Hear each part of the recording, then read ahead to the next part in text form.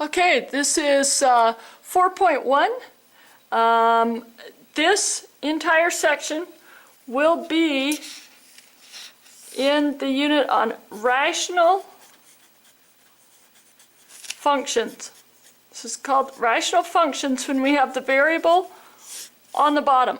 Really cool equations we get to solve here soon.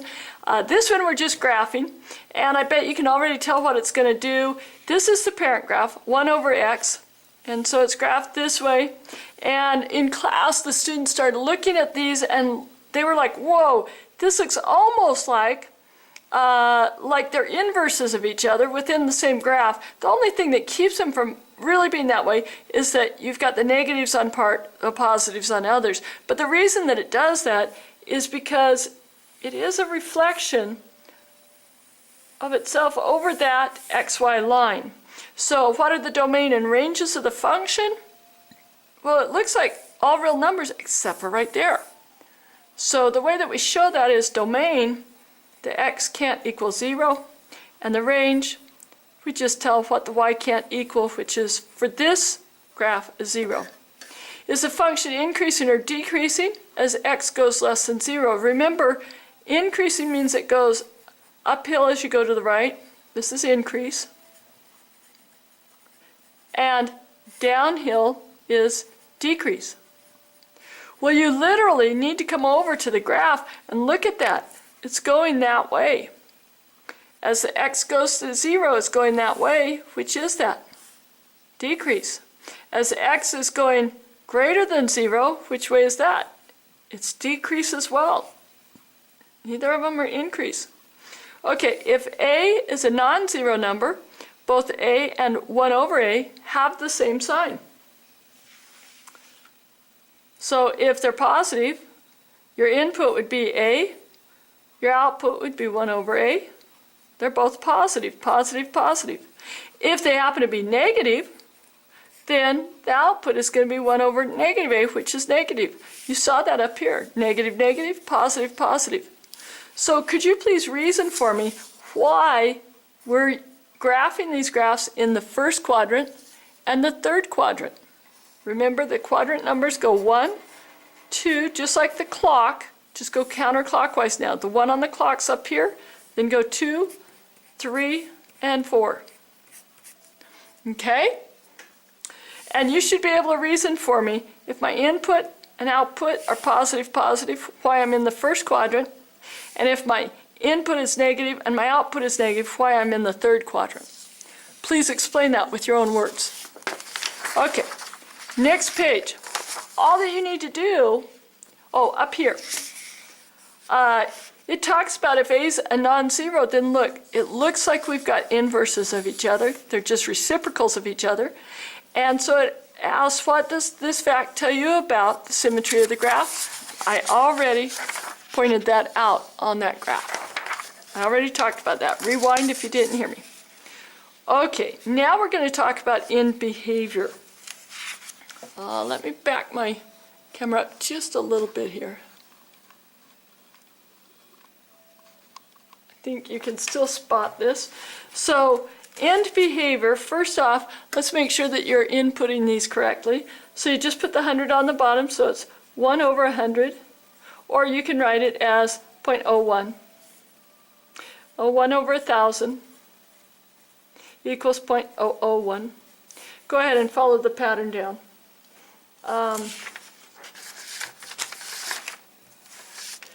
On this one, it's a negative 100, so it's going to be a negative 0.01, negative 0.001. Go ahead, fill those in, pause it, and get those done.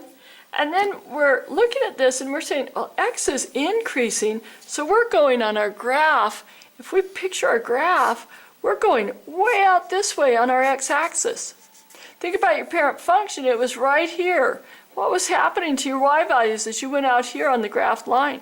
They were getting closer and closer to 0, and you can see it here. Now we're looking at x. If we go on the graphed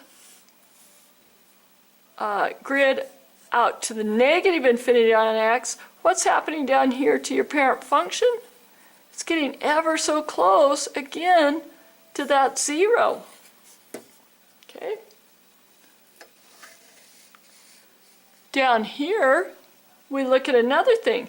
What happens if we get x ever so close to this 0? What's happening on our parent function? It's going to infinity. Now I want you to plug in the numbers and prove that. This is 1/100th. You can ask yourself, how many hundredths does it take, or how many hundredths are in 1? It would be 100. Another way to look at this is that's 1 over 1,000. And a complex fraction, we just flip the bottom clear to the top, we get 1,000. So you can see it's proving that it goes towards infinity. Now if we go negative 0, this is what they're saying on the graph, is we're looking at as the graph comes up close to 0 on this side, what happens to this parent function? Goes to negative infinity. Please give me the numbers to prove that. Okay, next page. We just plug a 2 in here. Now if that's my a value, a is greater than 0. A is also greater than 1. What's happening? Predict my transformation. Is it going to stretch or shrink if a is greater than 1? If you said when a is greater than 1, it's going to stretch, you are absolutely correct. And then down here, notice I make my a less than 1, so that one's going to be a shrink. Now, when you plug these in, 2 over negative 4 would reduce to negative 1/2. 2 over negative 2 will reduce to negative 1. 2 over 1, negative 1, makes it negative 2. 2 over a negative 1/2, again we flip that so it becomes a negative 4. Now to make the math a little bit faster, they were real nice, they put them in this way, and you know that they look almost like inverses, but you change the sign, so that would become 4, 2, 1, and 1/2. Now this is the parent function here. I want you to look at what happens here. Negative 4, it goes out to a negative 1/2. Negative 2 goes negative 1. Negative 1 goes negative 2. And negative 1/2 goes down here at negative 4. See how this branch now comes out here? And as you plug in this one and put the points in, it's going to come like this. Now I want you to identify the stretch happens right through the origin, right across that. So when I go and I grade your paper, I know the parent function goes through at 1, 1.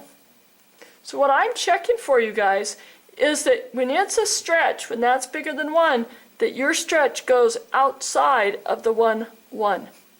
It still comes in close to your asymptotes, but it's beyond the 1, 1. Okay? Now this one being a shrink, I'm going to look for it to come inside of the 1, 1. It shrinks closer in here. Still comes close to the asymptotes out on the edges, but you've got to make sure that you show the shrink and the stretch correctly. Next page. On this one, just plug your values in again. I really highly suggest that you try not to use a calculator. Now this time we're just looking at the negative values. Okay? They say a is less than 0. I really don't like to look at it that way because as I've told you in the past, if you think of these as stretches, you can keep them as stretches. It's just that the negative causes it to, do you remember? Reflect. So down here where they show the negatives, these should be, yes, that they reflect. Yes, they reflect over the x-axis. So where your parent function up here is in the 1 and 3 quadrants, now with the negative in front, we're going to be graphing in the 2 and 4 quadrant. 2 and 4 quadrant. Okay? These would not be reflections where they're positives. And then you need to label stretches and shrinks. So this one would be the stretch, and this one being greater than 1 absolute value, then it would be a stretch. And these would be your shrinks because they're the smaller numbers between 0 and 1. They say 0 and -1, but I still like you just think of the reflection being the negative. Come back up here, fill in these charts. Again, this will stretch, so you should see it beyond the 1 and the 1 out here. If you don't, then you've got something wrong. -2 over -4. Two negatives make a positive, so that's positive 1/2. -2 over -2. Two negatives make a positive, so that's 1. Okay, you go from there. You won't have to do as much math as I showed you on the other pages. You start transferring those over. But make sure they're graphed in quadrants 2 and 4, and that this stretch is beyond the 1, 1, and that this shrink is within the 1, 1, inside of here, closer. And if they're not, then you need to double check your calculations. Okay, an inverse variation is when the relationship between two real-world quantities, x and y, form y equals a over x, where a is non-zero. The relationship is called an inverse variation. Y is said to be varying inversely as x. Mrs. Jacobs drives 30 miles to her job in the city. Commuting time depends on her average speed, which varies from day to day as a result of weather and traffic conditions. Write and graph an equation that gives her commuting time as a function of her average speed. Now they give us, use the formula D equals RT. We all know if you drive 60 miles an hour for 2 hours, you're going to go a distance of 120. So even if they hadn't given you that formula, I would think that you can reason that out for speed, time, and distance, how they're related. Just think real world and start thinking, how could I figure that out? So now they say use 30 for your D. So we plug in 30 for the D. Now they want us to solve for T. So in order to get the T alone, we would divide by R, and our formula would be T equals 30 over R. So down here, that's what you're going to do. To get this T value, you're going to go 30 divided by R. So 30 divided by 10 would be 3. 30 divided by 15, 2, and so on. Now remember, your input is your rate. Input is your X. So rate, miles per hour, should go here. And then it looks like they're counting by 5s, but labeling every 10. So it would go 10, 20, 30, 40, 50, 60. Here they're counting by 1s. They're counting by 0.5, but they're labeling every whole number. So you can count it up there.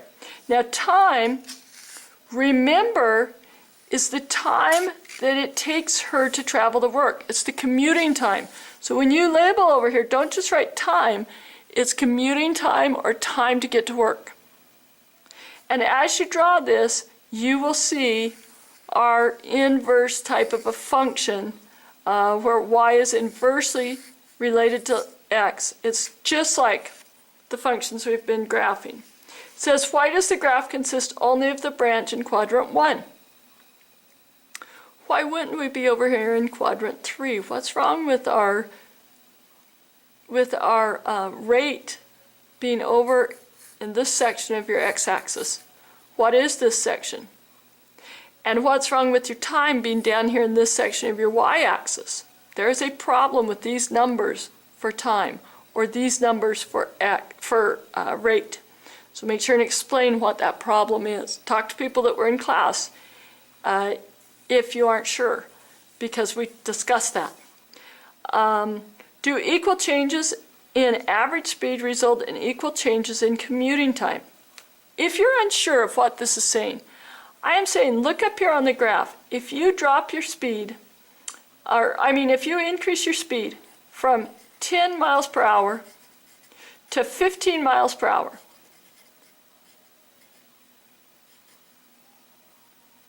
okay? So if you increase your rate from 10 to 15, look at how much your time decreases. So increase speed, 5 miles per hour will result in saving